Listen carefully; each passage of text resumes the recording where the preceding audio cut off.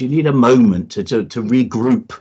You need a moment to kind of just let the world soak you up into the earth and disappear until you can just bring your head back round to dealing with all the things, because we're being bombarded every day, all the time. Social media, internet, television, news, bad news, illness, Laura. And just occasionally you want to be able to just cut yourself off. So we're all under siege. That's the whole point of this album. We're all, whether you feel it or don't feel it, we are all in some form or other under siege. Hi, I'm Ian. I'm Satari. We're from Connecticut. And you're watching LiveProg.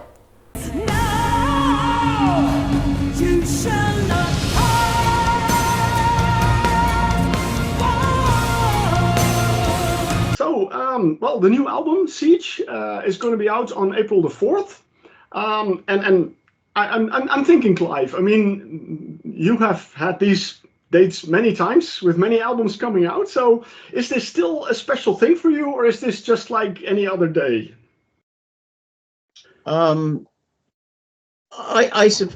It's not that I'm particularly worried about the day, because it's very the way that we release albums at this level is not quite the same as perhaps it might be if Warner Brothers were bringing something out or what have you. You know, the album will start to be available on the 4th, and then will sort of flourish a little bit like ripples in a pond as people start to kind of realize it's out there. So for me, it's kind of like crossing a line. At that point, yes, okay, finally we're done. And the album is out. Well, we're not done. It's just the beginning of our work, but you know, so it's special in its own way, and they never cease to be special because they represent the culmination of a lot of work. I mean, you know, we started work on this album over a year ago and have done a lot of time and effort on that album for the last year. Yeah. That's a lot of months, that's a lot of weeks, that's a lot of days, and I'll tell you, that's a lot of hours. Oh, absolutely. Yeah, definitely. And Laura, how do you look at this? I mean, how is it for you? Well, of course, each and every time you release a new album, it's like Clive says, it's, you know, you have these expectations for it.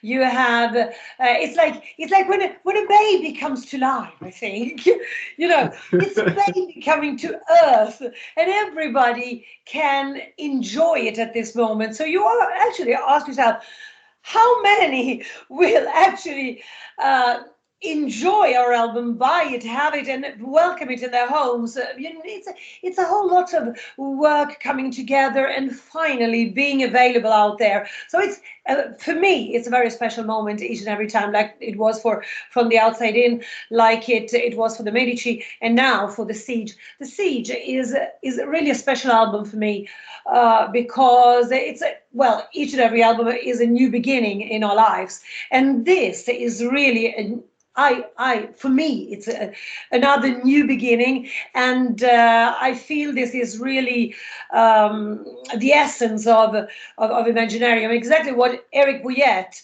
wanted. You know, my voice, Clive's music, his guitars. He's unfortunately not with us anymore, but it's really the essence that he wanted, you know. So I feel this is so Imaginerium. So, you know, you are right what you're saying. I mean, in a way, you've done a lot of work. That work is done now, but now, of course, it's up to the listeners to react on it. And I understood that you've already had some reviews of the album even before it's out. So yeah. What are the initial thoughts from the listeners? Fantastic so far. Fantastic so far, yeah. I mean, you know, the initial first reviews, there's literally just a handful of people that have heard the album and reacted to it, and it'll be easier to get a bigger picture once it's out there to more people. But yeah, the reaction seems to be pretty positive. I think there's a certain kind of confusions out there which amused me slightly. For some reason, people seem to think that this is a concept album about Boadicea or Boudica, which it isn't. But so let's get that clear straight away. There Okay. is a song on there about Boudicca, and it is part of the concept of the album, but it's not a narrative concept album. But yeah, Okay. positive reaction so far. There is a Yeah, difference yeah. between the two albums, actually, because the first one was actually a concept album about this particular chapter in the history of this powerful Italian family, the Medici. But now we have the concept is set into the title, so it's about siege, whatever that comes from, you know. So siege is the concept, not the songs. They are all talking about siege in one way or the other. So that's, and we have, let's say, the ingredient we have put inside of it is the warrior element, you know, which brings it very historically interesting also. That's the difference. Okay. Ah, I see. Yeah, I kind of thought it was a concept album as well, so I had that same confusion. But It's conceptual. But it's not conceptual. Okay, there's a difference. Yeah, there's a difference. And that means that there is like a theme throughout the album, but the songs each have a different story. Yes, a different story, but still, as a basic, it has as a basic theme. It's the siege, whatever siege you're going through in your life, you know. So it's each and every song has this this element inside. Yeah, I see. Okay. Yeah, so that gives you a little more, I think, room to create the songs. Exactly. I mean, yeah, if we could take the idea, the basic idea of being under siege, which could be through health problems, or it could be through enemies, it could be through battle, it could be through something quite passive. It was an opportunity to kind of look at it from lots of different angles, using different imagery to kind of put the point across, whether it's ancient civilizations or some kind of modern day concept. So that's why we didn't want, it wasn't a narrative, it was taking the idea from lots of different perspectives. And even we were under siege from a lasagna during the recording. When we burnt the lasagna, and I burnt the lasagna, we were totally into this album. And at a certain point, someone entered the room and just said, "You too?" Yeah, but there's a smell of burning something. It's like, lasagna, like 3 hours in the oven. And there came another song with another theme, I mean, with still based on siege. So it's the comedy song of the album, which is the cake song, Never Burn the Cakes. That came from that particular moment. It was very funny, actually. Okay. Not so much when we had to eat the burnt lasagna, but... Yeah. I was kind of curious to that one, like do not burn the cakes. I mean, but that's coming from that. So, I mean, you have a lot of historical themes in it, and also the previous album was historical. And I know, Clive, that you know, with Alchemy you also have a lot of historical elements in the music. So is history something that really appeals to you as a source for inspiration for music? Yeah, 100%. I mean, it's, you know, that what better source of stories are there? History. I mean, you got thousands of years worth of ideas, anecdotes, images. So yes, definitely. I mean, you know, and particularly certain areas of history for me have been the things that fascinate me more, perhaps more than others. But, you know, there's pretty much any point you could pretty much put a pin along that linear line and there'd be something amazing going on. You know, for me, I've been fascinated by the Victorian era, obviously, and that comes out in the musicals, also by ancient cultures. So in this, you know, like more kind of like the Vikings and such, which I've been kind of more closely associated with in recent years. And so it was, you know, it was good to take those sort of images and utilize them for this. I mean, Boudicca, classic example of a sort of somebody fighting against the Romans. So that's another period of time. And I think there's so much to be, what's the word, inspired by with history, I think. Yeah. And the more you dig, the more you can write about it. Yeah. And how about you, Laura? Are you also into the history as a... Yes, very much. Very much, very much. And that's why with Medici, Eric and I started to talk about that. But there are so many historical moments that I think would be worth to be brought out, you know, that it's difficult to choose. It's really a big place to go and dig in. I love history. I love it so much. You'll find me in this house of chaos, waiting through my manic dreams. If you wish, you won't come near to me. Let's go back into history a little bit, because there are a couple of things I'm curious. I mean, Clive, well, we've known each other for quite a few years. But Laura, yeah, for me, with Imaginarium, that was the first time I saw your name. So I was kind of curious what your background in music was. And I looked at your website and I saw that you have a background a lot in dance music and pop music. So at what point, how does progressive music fit in there? I think I never planned it, actually.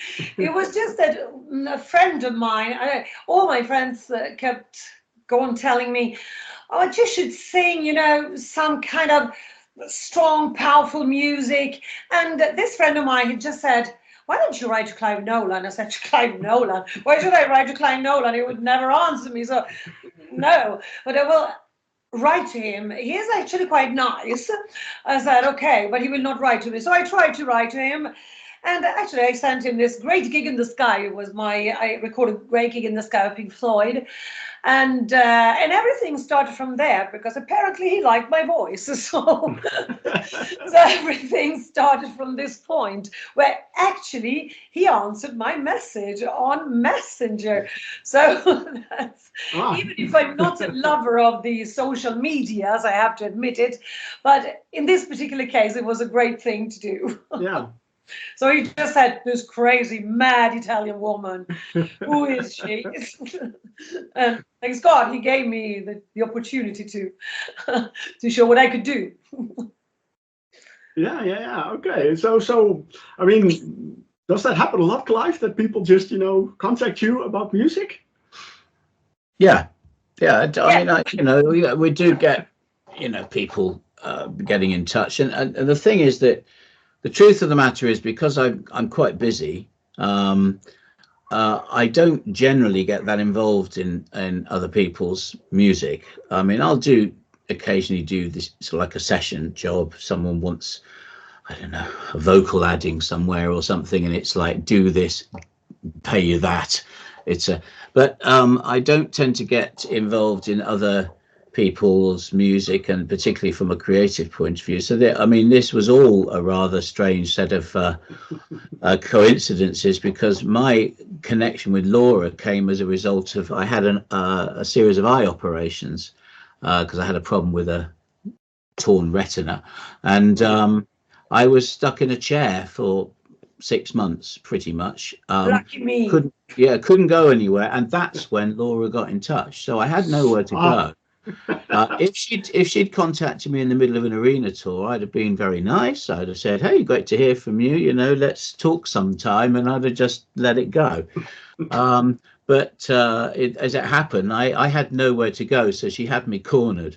So on that, you know, I was effectively the equivalent of someone tied to a chair in the attic room. So I replied, and then, you know, obviously we got to know each other a little bit, and I heard her voice, and we sort of moved along from there. And then even with the Medici thing, I had no intention of getting involved in that project. That was Laura and Eric. And then Eric contacted me, but COVID had just kicked in. So all of my work had dried up because the tour had got cancelled and the next tour had got cancelled. So all of a sudden I was at home with lots of time. And then he said, you know, would you like to? And I thought, well, okay, might as well.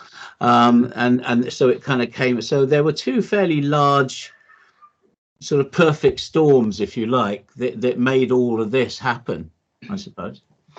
Marcel, I want you to know something. Actually, you just count 1 + 1 and then you understand it.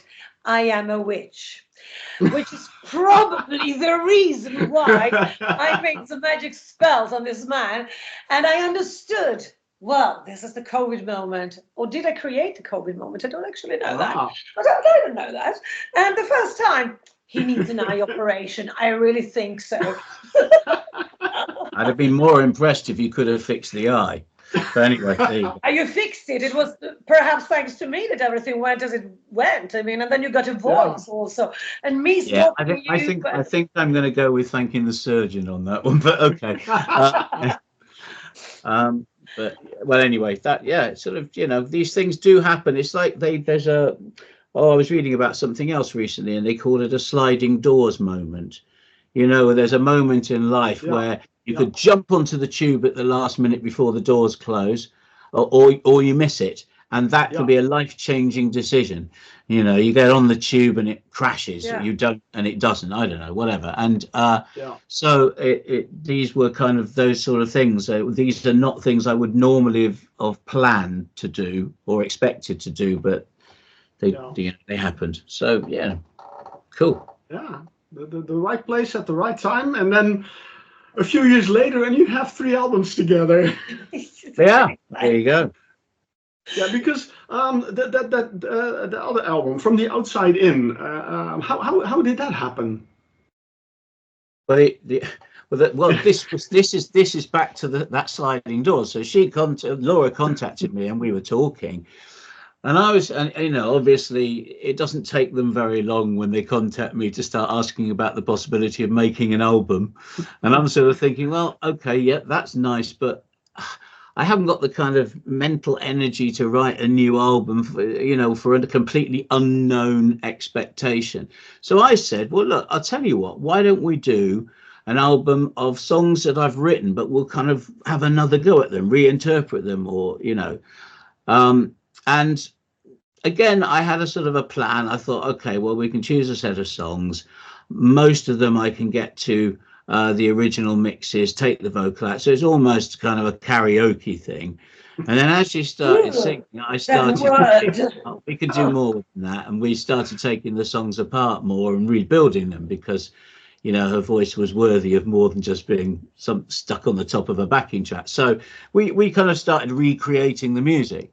So anyway, we ended up with the Outside In album, and interestingly, after Medici, this album, the Siege album, there was never a plan to make another Imaginarium album, not in my head, because I mean, obviously Eric passed away, and it just didn't seem like it was going to be happening. And so the beginning of the Siege, I was preparing ideas, or we were preparing ideas for a second Outside In album. That you know, right at the beginning of last year, we had a set list for the album of tracks that I'd written over the past 30 years, all of them. And then Laura was saying, it would be really nice, could we possibly have just one new track? And I thought, well, yeah, it makes sense. At the stage I wasn't, and then I had this dream. It's just, you know, I had this dream. I've a lot of songs I write come from dreams. And in this particular dream, I was playing the piano, and there was a cellist next to me, and Laura was singing this song. And I just remember the energy of the cello and everything. And when I woke up, I thought, that's what I'm going to write. I'm going to write this: voice, piano, cello. So I did. And that's all there is to see. So I wrote that song. And then I had an idea for like a second one, and so I thought, well, okay, we can put a couple of new songs on this album. That'd be fun. And then Magda, you know Magda, don't you? Yeah, I do. She said, you know, that should be an Imaginarium album, not this Outside In thing. It should be. I said, no, it's, you know, and of course, you know, a little bit further down the line, that became my idea. I thought, yes, actually, that should be Imaginarium, because it was obvious. It just started going off in that direction. And the way I've described it is that for me, it was like I found the right hat. When I write Arena, or I write the musicals or whatever, it's like I sort of psychologically put on the right hat. And when I've got the hat on, then I know what it is I'm writing and how I'm going to go about writing it. And I was never quite sure, once Eric passed, I wasn't sure whether there was a hat to be worn that was specifically Imaginarium. but something happened at the beginning of last year, and it turns out there is one. It's hanging up on the post over there along with the other hats. And basically, I've got the Imaginarium hat, so I know it can be done. And it's not the same as Song of the Wildlands and stuff like that. It's not the same as Alchemy and She and that stuff. Or it's not the same as Arena. It's got its own place. So as far as I'm concerned, that was the important thing. If it couldn't identify itself, then it wouldn't be a hat. So anyway, so early last year, I put on the Imaginarium hat, and it's an Imaginarium album.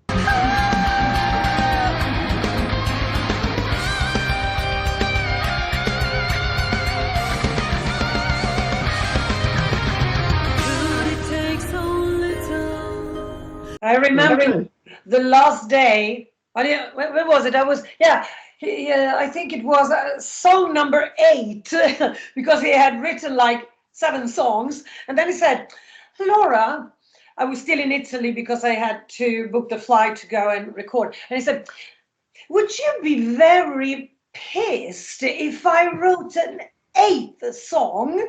I said, no. And that was actually Boudica, song number 8, I think he wrote.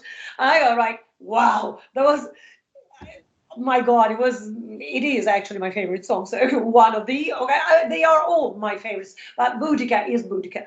And so when I listened to that song, I said, no, you're so welcome to write. And there we go. Well, there did come a point with it when I'd written a certain number of new songs that the balance changed, because I hung on to the idea that it was outside in sequel for a while. And there were 2 songs and 3 songs, and gradually, every time a song appeared that I wrote, we knocked a song off the old song set list. So we were then teetering with about half and half on this thing, and I just thought, if I write another one, we're going to go off the edge, and then I'm going to have to write a whole album. So that was the turning point. I thought, I am going to write another song, therefore I have to write the rest of the album. So everything we originally planned just went in the dustbin. Absolutely everything, apart from one song which we wanted to keep, which is Dorian Gray, which is on the bonus album, because Laura had done a great version of that, and it would have been a crime not to do something with it. So we kept that one, but everything else, And also because actually the theme of the song, right, Clive, it fitted into. It was also in keeping with the Siege. That's why. Yes. Yeah, I was amazed to find that one on the bonus disc because I know the original Shadowland song, which I believe only appeared on the CD single. Which I couldn't even remember where it fell. I thought, to be honest, it was like a bonus track on a Japanese release, but I know it was like a very niche moment. There was probably about 500 copies made, and that was it, so. So it seemed like it deserved another airing. In my digging, I found it. I'm glad you did, because that has always been one of my favorite Shadowland songs, despite the fact that it didn't appear on one of the regular albums. So beautiful. But it was a very nice version what you did. So that's very nice. When you had that point, I mean, like you mentioned, Imaginarium started with Eric Brouillette. He sadly passed away right before the before this one. Yes, there you go. Exactly. The first one. Decide at a certain point you gonna go the road of a second Imaginarium album. How do you feel about that emotionally? I mean, to me, it would have been a crime not to go on with Imaginarium, so I'm very happy that Clive also found the hat for it, because, his dream and what he told me just like 1 month before he passed away, make the name of Imaginarium be known out there. Don't let this project die, and this is exactly what he wanted, what he would have wanted if he was here now. So I think that what we did was the greatest thing and greatest gift we could actually do to him, and I think he would be so happy, and I think he's smiling up there because he really likes it. He would have loved it.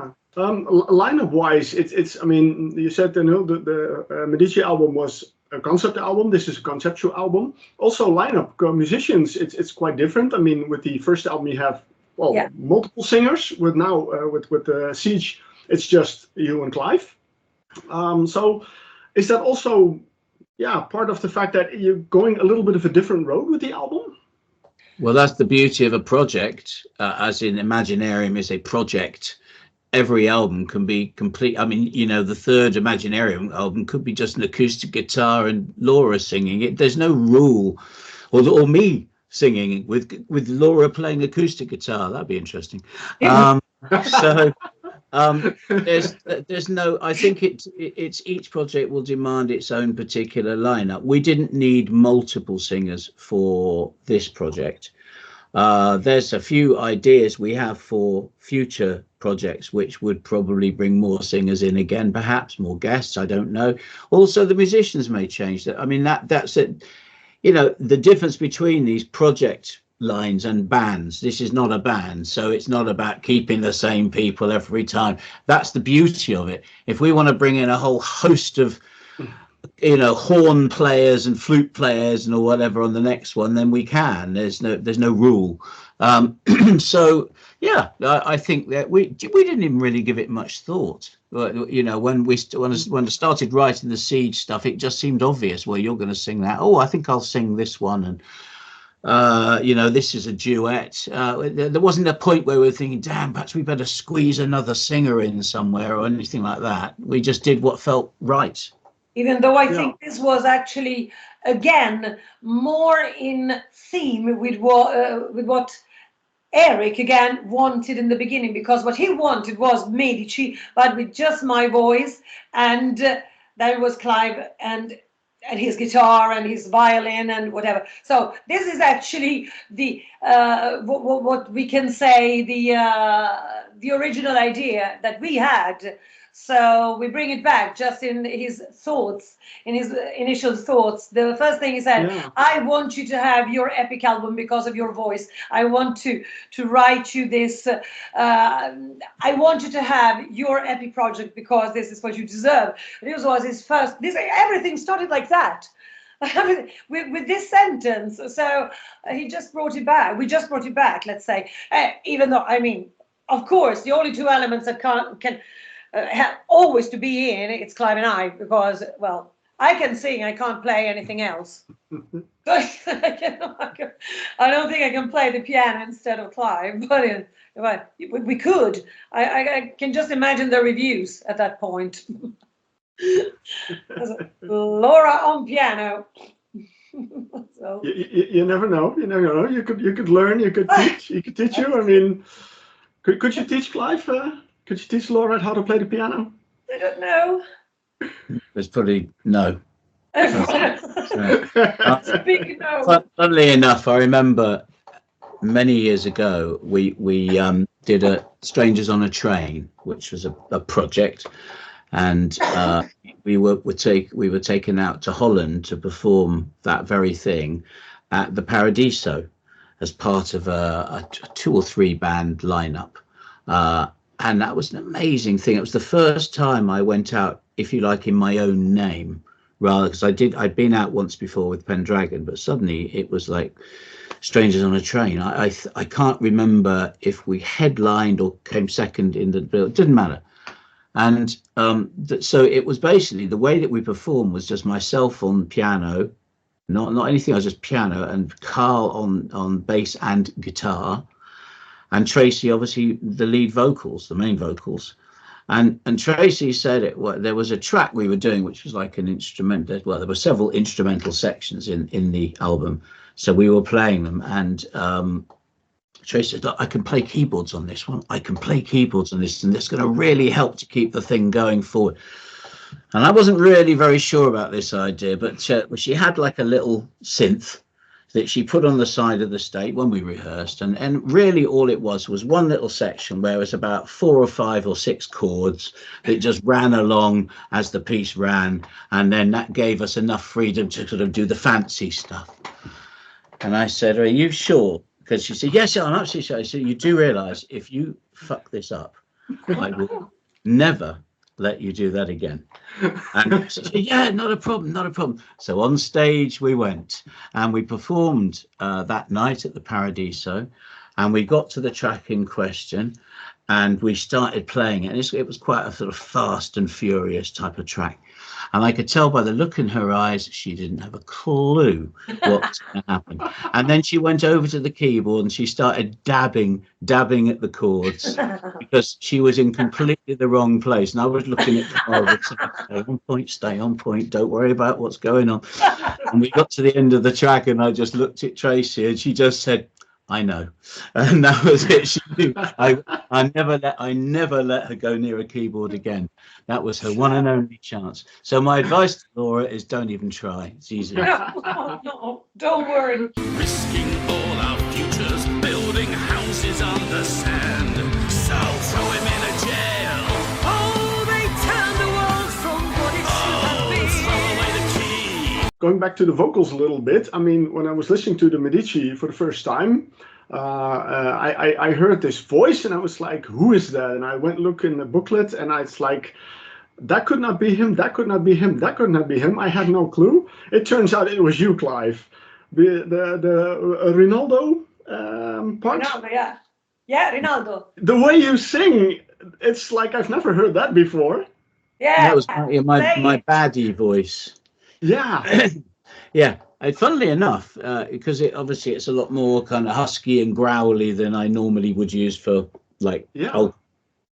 And when I did that album, I found that the only way I could record it was I did about a line, and then I'd be just coughing. So I had to have another glass of water and then do another, and it was very hard to sort of produce that kind of a voice all the time.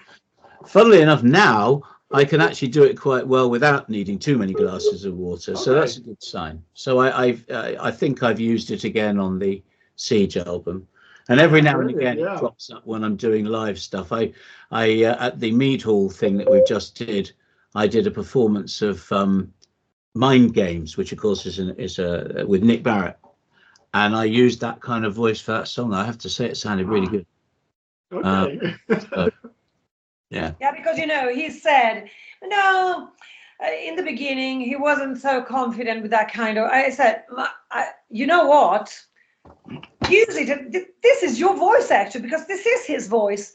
I feel it. This is, go on and use this voice, because this is what it sounds cool, it sounds sexy, it sounds, it's wonderful. I think it was really this, I think this is you. When I look at you, this is you. So it was amazing, actually, to hear this. Well, his vocal cords were wearing a hat too. They wear this Imagianerium hat, and I'm very happy.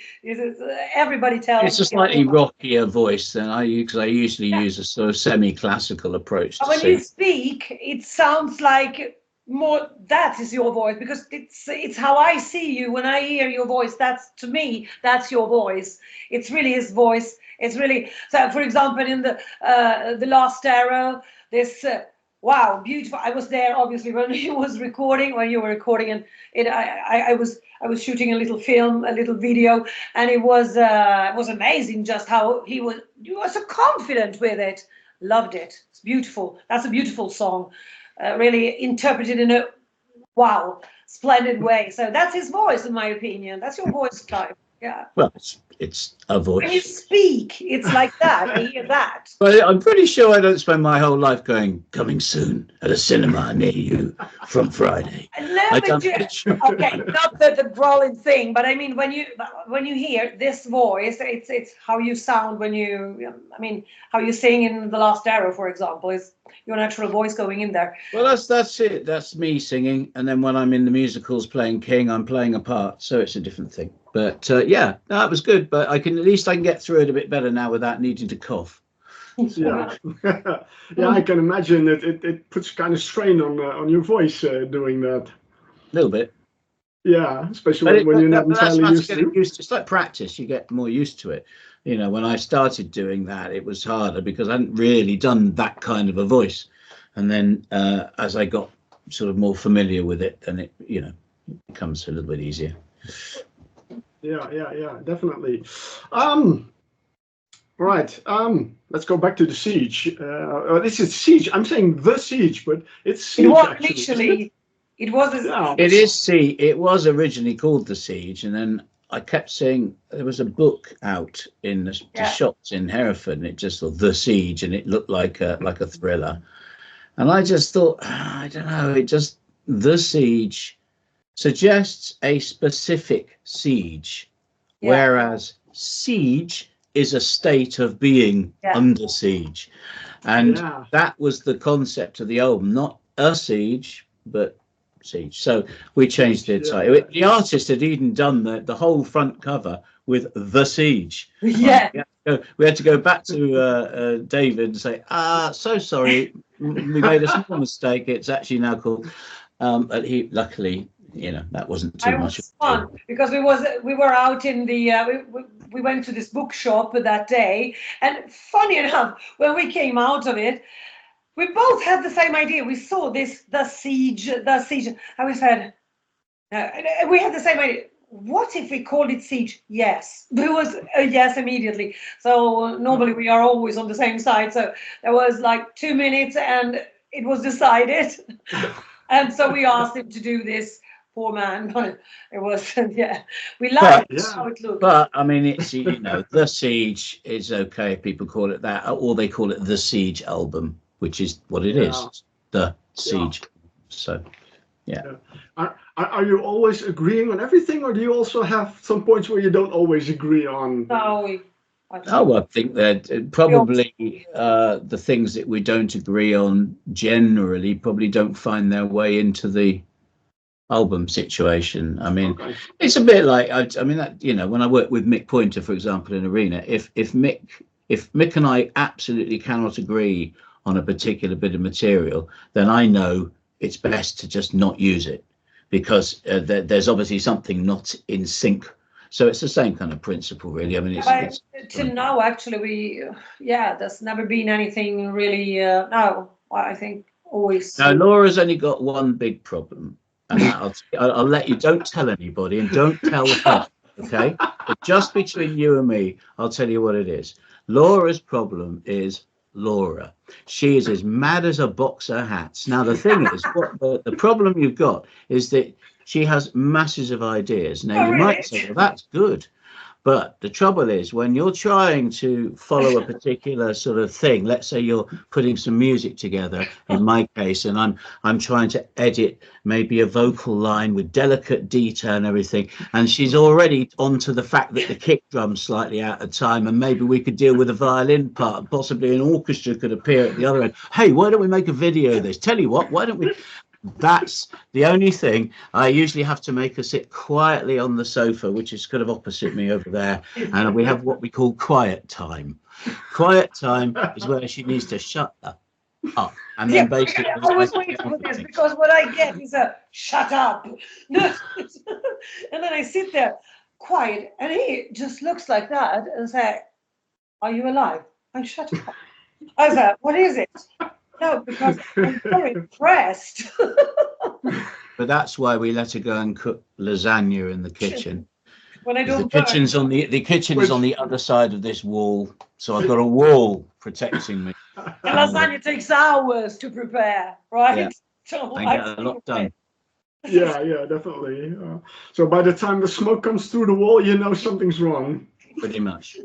Yeah, but with you're not doing just a standard CD. You're also doing a more of a luxurious version with the bonus CD, but also with a Blu-ray, with I believe a documentary. So did a DVD? All right. So did they have like a camera with you there when you were doing that, or is that not on camera? No, I mean, generally speaking, Neil Monaghan, who directed the promo video and he put together the documentary, he had just a load of material. So occasionally Laura would just point the camera when I happened to be recording vocals, or vice versa, or we captured a few odds and sods. It would be great, you know. I always say, because people always say this, you know, okay, well, what we'll do is we'll produce the album. We need a making of, so make sure you video everything. But the trouble is, when I'm sitting here trying to record somebody singing and thinking, okay, that's the vocal part, I'm going to keep that, then I'm going to take the bit for, you know, I'm not thinking about, oh, I know, I should have a video camera in my hand. It's not possible. So that if there was someone else here, fly on the wall, that, then you probably get a lot of quite interesting footage. But you know, we have to kind of just do it when we think of it. Unfortunately, it's just a practicality. I suspect that's the same with most of these sort of situations. You know, it's a luxury that we can't really. I mean, I suppose if you really wanted to go to town, you could sort of fix a camera and turn it on at the beginning of the day and just let it roll or something. But God, who'd want to go through all that material? Most of the time, it's me sitting here quietly telling her to shut up. So it's, you know, that's not much use. From here I can reach beyond this tapestry, crossing mountains that would barricade my way. Well, then it may have not been included in the DVD. It's included in here, so we have some bonus material. Yeah.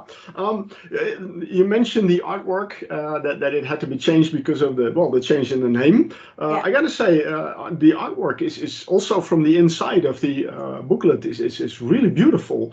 But the cover, I mean, we talked about the idea of siege could be different kind of things. Is that also reflected in the idea of the cover of the album? Yeah, well, I think it is. Definitely. I mean, what you've got is someone enclosed in a kind of ball sphere, protecting themselves. Now, I mean, obviously, in the imagery in the front cover, we're using like the ancient army surrounded, and there's this ball. And if you look carefully at the picture, you'll see that there's a person inside there as well, just a subtle idea. And it, you know, there's this thing, this idea that sometimes you just want to cut yourself off from the rest of the world. You need a moment to regroup. You need a moment to kind of just let the world soak you up into the earth and disappear until you can just bring your head back round to dealing with all the things, because we're being bombarded every day, all the time. Social media, internet, television, news, bad news, fitness, Laura. And just occasionally, you want to be able to just cut yourself off. So we're all under siege. That's the whole point of this album. We're all, whether you feel it or don't feel it, we are all in some form or other under siege. And that cover, to me, depicts that very point. We've always been under siege from the most ancient cultures onwards. This idea that, you know, you're the farmer in a land that hasn't yet been invaded. You're under siege because the Vikings arrive on the shore, or the Romans arrive on the shore, or the whoever else.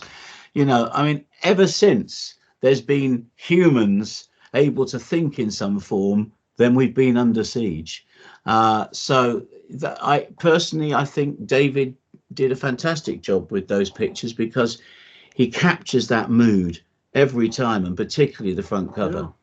Yeah. And even this was a very easy choice, because we agreed immediately. So Clive sent it to me. Wow, yes, love it. Puff, and that was it. So the path that we run with this siege, particularly because it's just the two of us, is so easy. We just decide, yeah, we like it. So everything is very smooth and easy, you know. That's nice, relaxed. Interestingly, the relationship I've had with David has lasted a while now. I mean, I've known him since, crikey, I don't know, Contagion. Whenever that was, turn of the century. So, you know, best part of 25 years I've worked with David on and off, and he is very good at kind of getting you know, what happens whenever I do artwork with David. I contact him first, but it might just be through email, but we'll have a conversation. He wants me to tell him a little bit about the album and what my feelings are, and maybe a couple of titles and the general concept.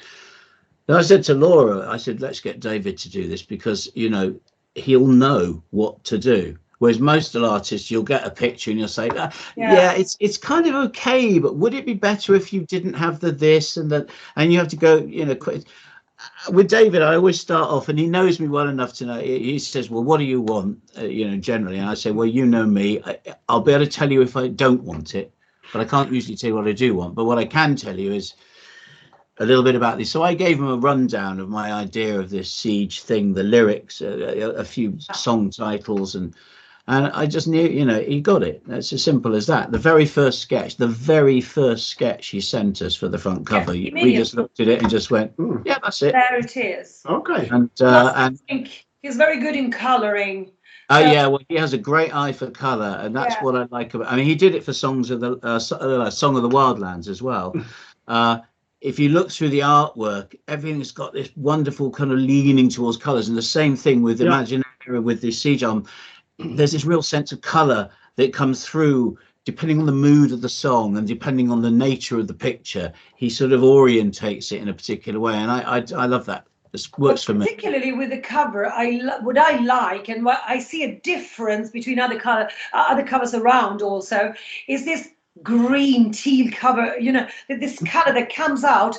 That I mean, it can make you imagine loads of things. So this just. I don't know, it's fantastic. You see it and you kind of recognize it. That's Imaginarium.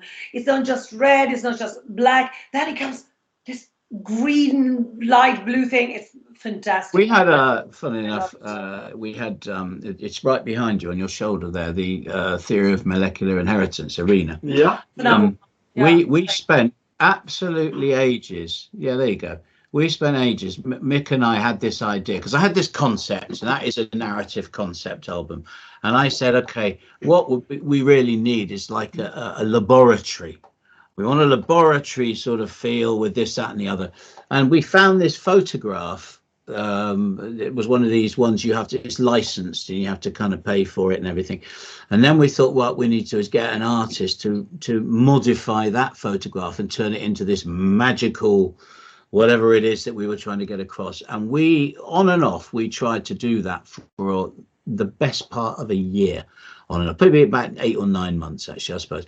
And we, the guy would do something, he'd add something, we sort of say, well, can we put a chalkboard there and a this, that, and the other, and it just went round, and we kept, and then we got to a point where we said, okay, that's it. And we both, we knew, that feeling where you think, okay, that's it.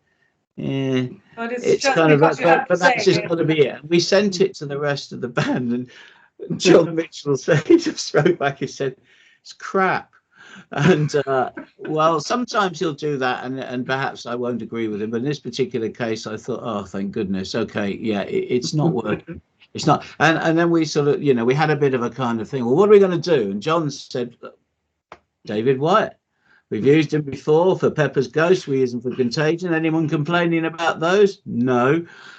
So I contacted David. Within 24 hours, he sent that. My and God. we just said yes. Again, he did it 24 hours. Sketch with a suggestion of colour, and we just looked at each other. Oh, thank goodness. That's he's spot absolutely. Based on what I told him about he just knew. He's a brilliant artist, really. I couldn't recommend him highly enough. Yeah, he's a Clive Nolan of painting.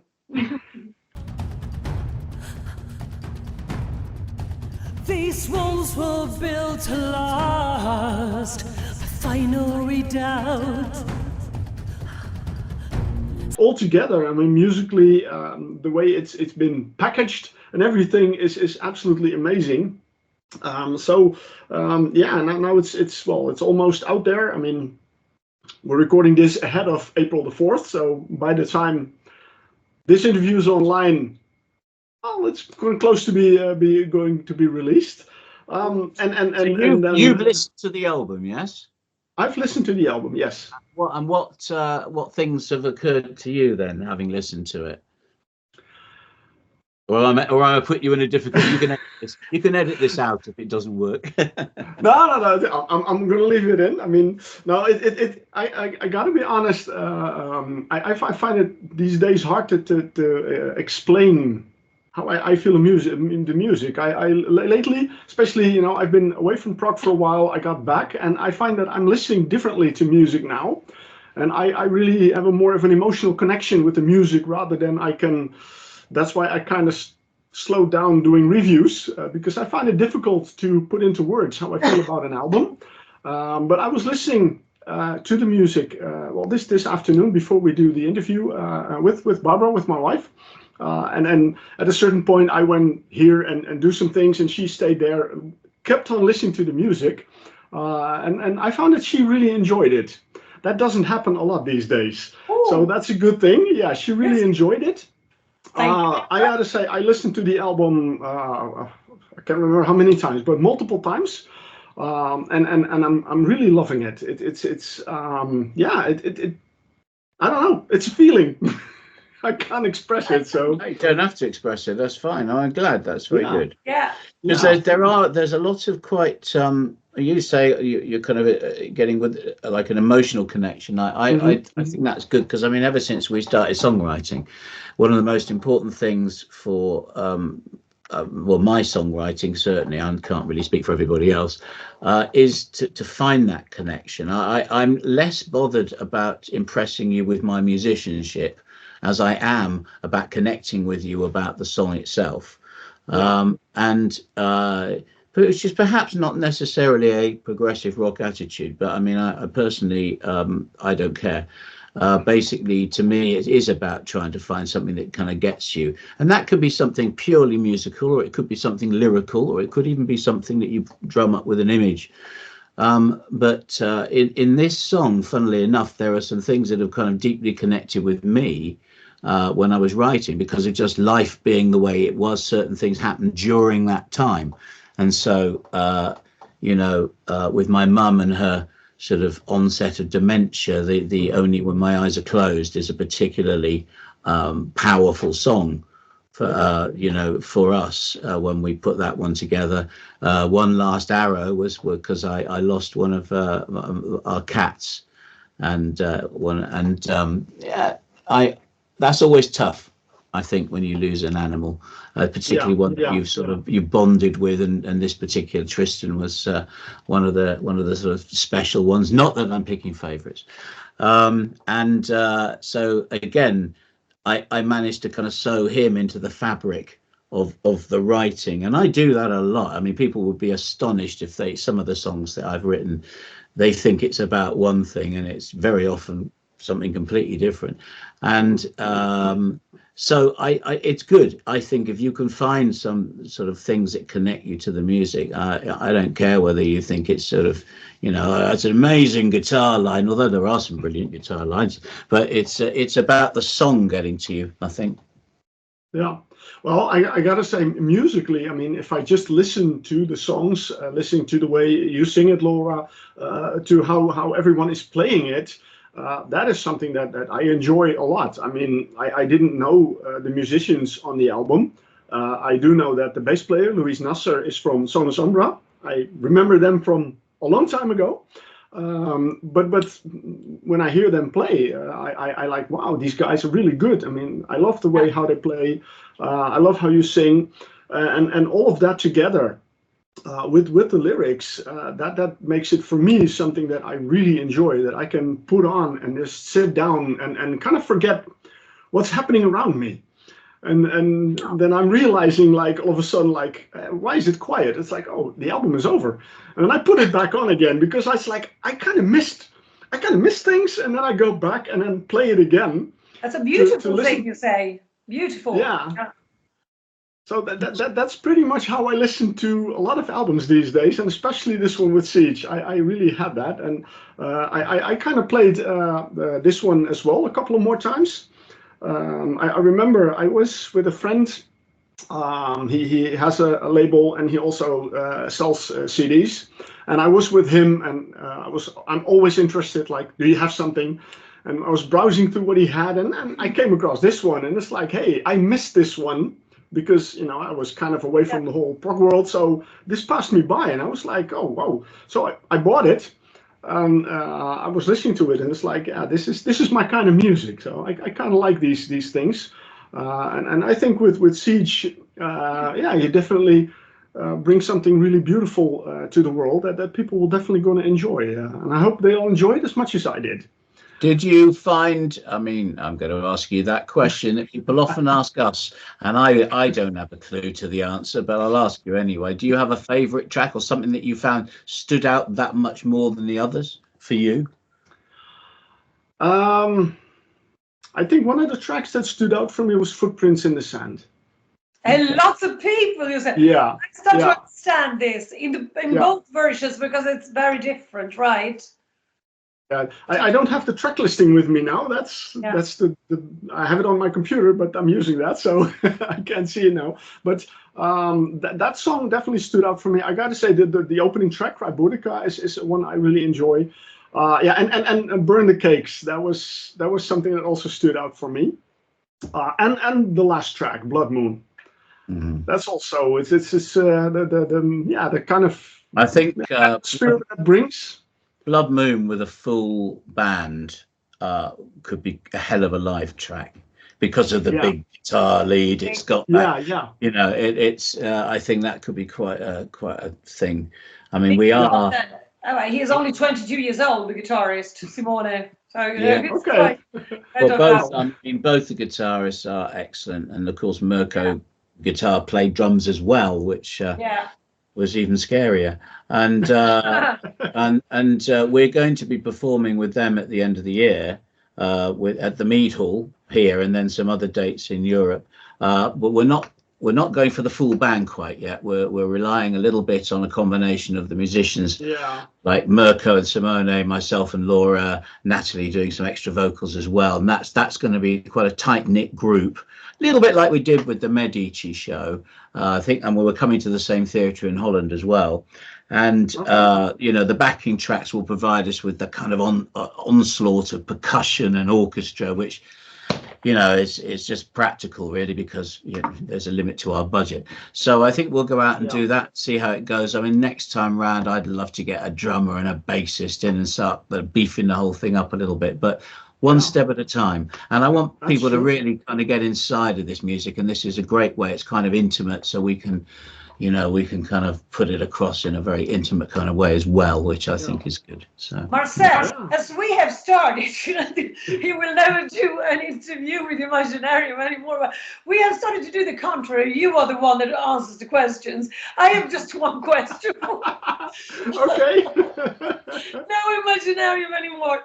But I have this question. What was your, let's say, your feelings when you listened to Deep, that very, very subtle voice song before Blood Moon that I sing? Is it before Blood Moon? I don't remember now. But, you know, this very slow song, where I don't use any power, not power voice, but power in the interpretation. What was that for you? Surprising? Yeah, that is also quite beautiful. I mean, I love the how do you say it?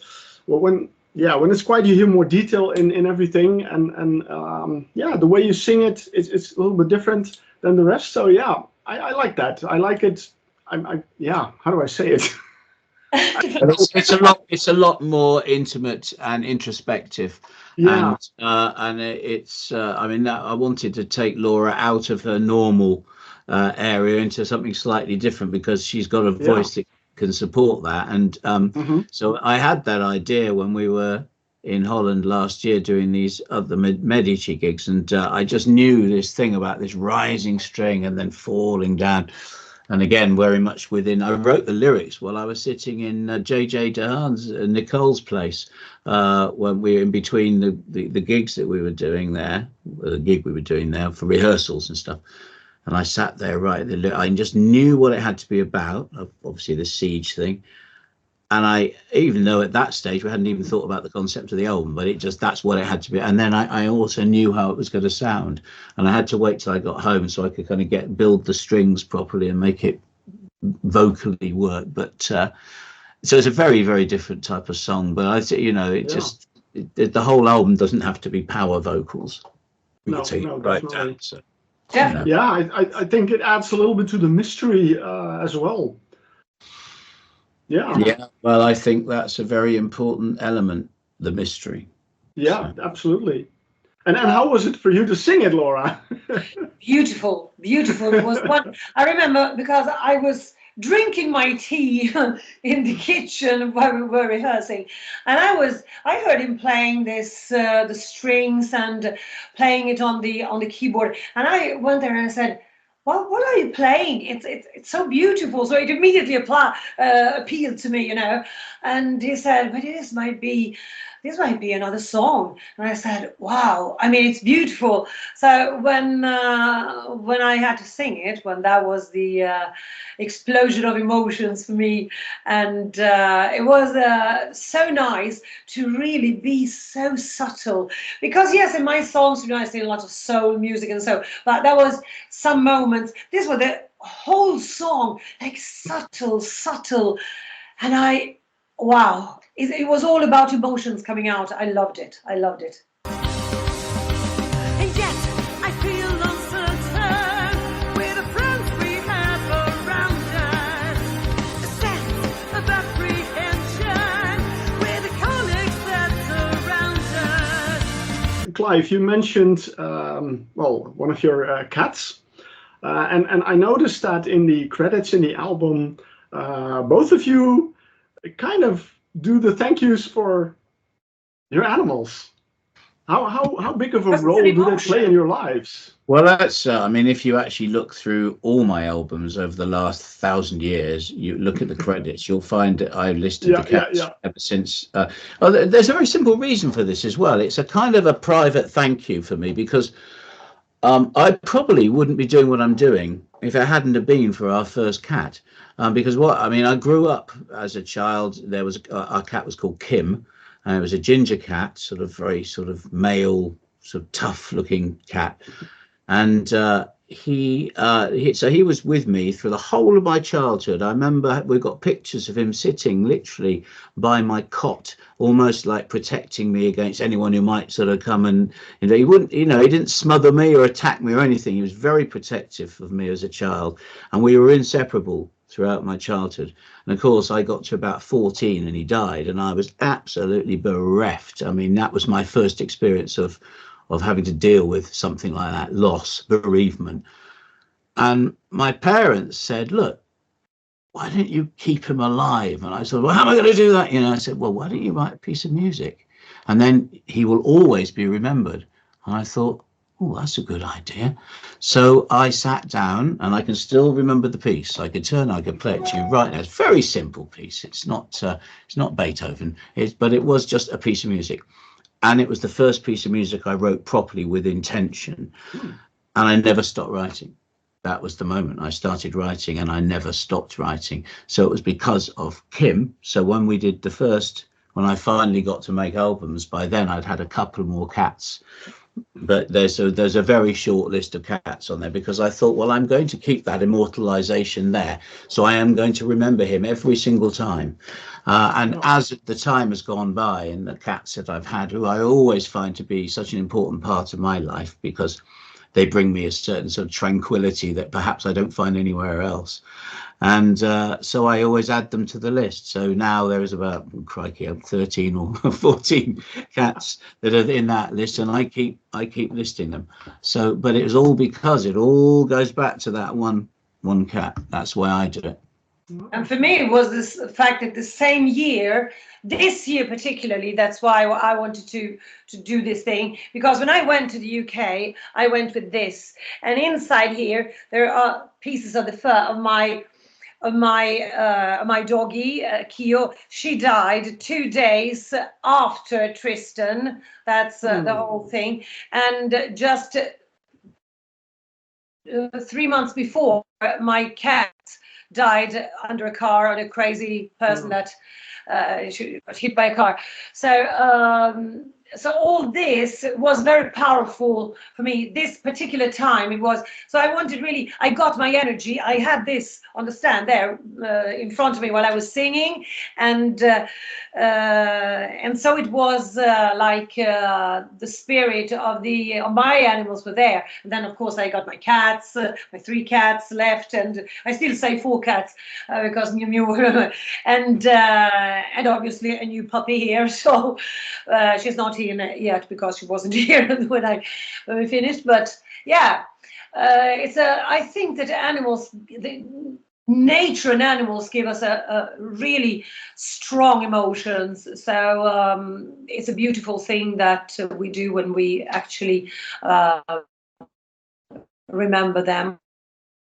Yeah, definitely. Yeah, I can definitely relate to that. I mean, we had a cat for about I think 8 or 9 years, and then the cat got sick, and to a point that we had to take her to the vet. And wow, I cried. It was such an emotional thing. We had to say goodbye to her, and yeah, and then we didn't have a cat anymore, and then it was kind of quiet in home. And I think it took us about a year, and then I was like, I want a cat again. And so yeah, we adopted another cat, which is with us now, and brings us a lot of joy. So yes, I can absolutely relate to that. Impossible it's to nice. say without. Yeah. But it's nice that you mentioned that in the album, and yeah, what you mentioned, Clive, I do remember that. I think from the very first album I ever had in my hands from you, that I also noticed those names. And initially I had no idea. It's like, who are these names? It's like, are you a Star Trek fan that you're writing those names down? But later on I found that it was your cats. So yeah. I think somebody in one of the albums wouldn't let me do that thank you list, wouldn't let me list the cats. And I can't quite remember which album it was or whatever. I'd have to start looking, but I did. I wasn't really happy about that, so I actually incorporated all the cats' names in what they call acrostics. Do you know what that is? So, in other words, the first letter of the word would spell the name. So in one of the albums, they are littered about all the lyrics because I was determined to get them in there. So they're in there. And in fact, I'll let you into a secret, but don't tell anybody else, okay? I won't. Okay, just us. If you listen to The Last Arrow, there's a chant that happens as part of the music. So da da da. It's like this low voice chant. If you actually look in the lyrics and you look and you read the letters of the first of each of those words, you'll find Tristan is there. So he's in the song.